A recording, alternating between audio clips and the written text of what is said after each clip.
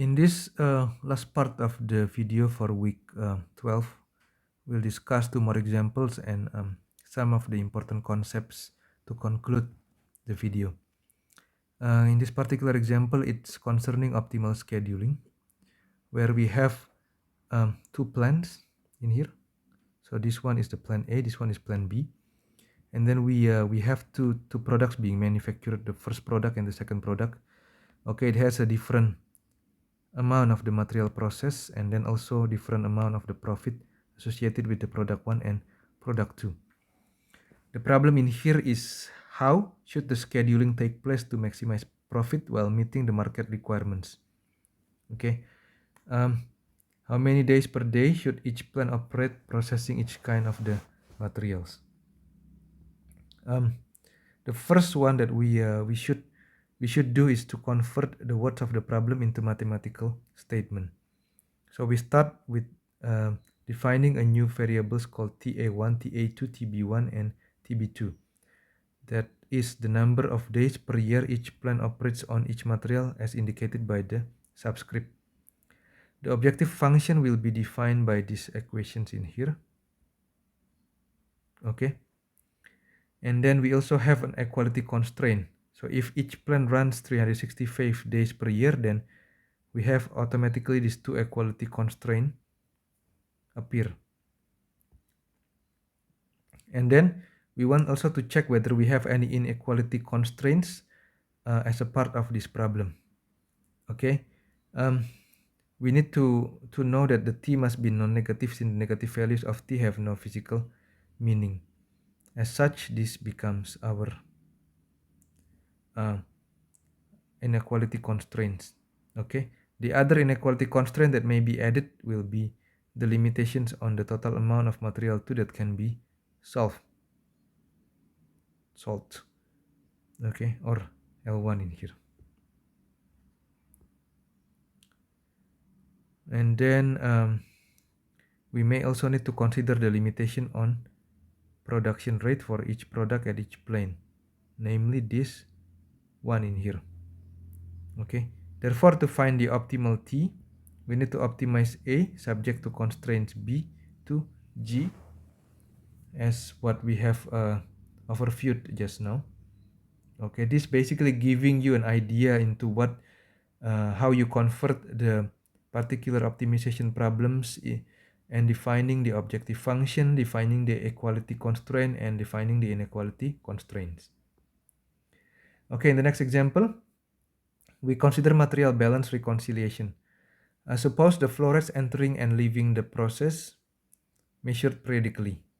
Determine the best value for stream A in kilogram per hour from the 3 hourly measurements indicated of B and C in figure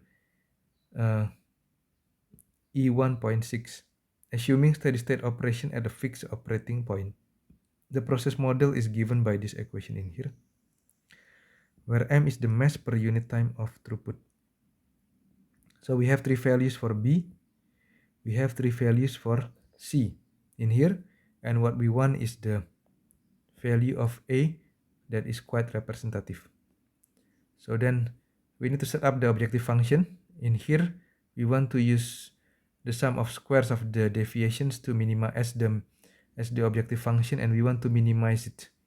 Okay, so this will be the equations in here.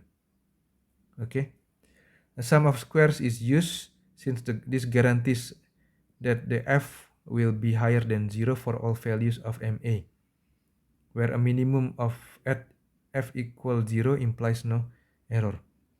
Okay, if you do the derivative and sets the value of the derivative as equal to 0, then you will be able to find this value of MA is 82.4. Okay, and you can cross check whether this value leads to the minimum value of the f or not. Okay. Okay, after these two examples, then here we show that optimization problem can be converted to a suitable form according to your convenience. For example, the minimization of fx can also be transformed to a maximization of the negative of fx. Okay, so you can basically convert the problem if this one will make it easier for you to solve your problem. Another common misconception is that the first derivative of the objective function 0, it will give you a minimum or maximum point. This is not true for all cases. So for this particular figure, for example, at the points where the derivative will be 0 is at this particular point. But even if we cap or we limit this particular problem to this a and b in here, the minimum for this particular fx at between a and b will not be at these 2 points. The minimum will be at this particular point xa, and the maximum will be at this particular point functions of the xb.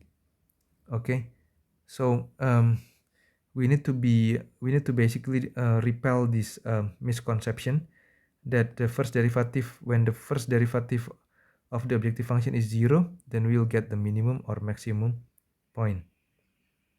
Okay, this problem is a bit tricky because it has an entrapment at the local optimum point.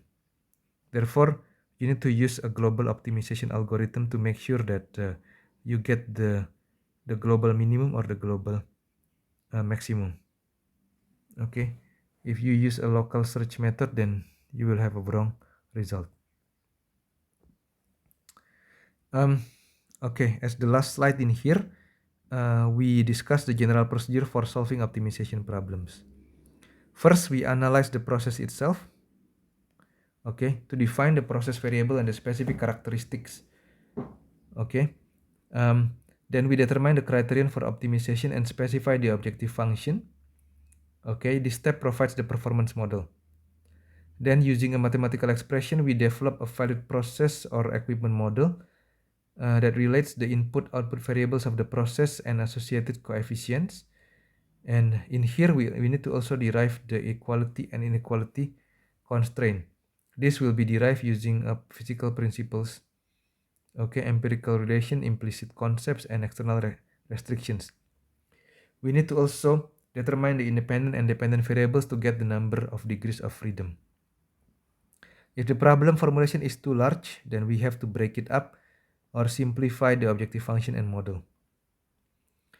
And then after we have that, then we apply a suitable optimization technique to the mathematical statement of the problems.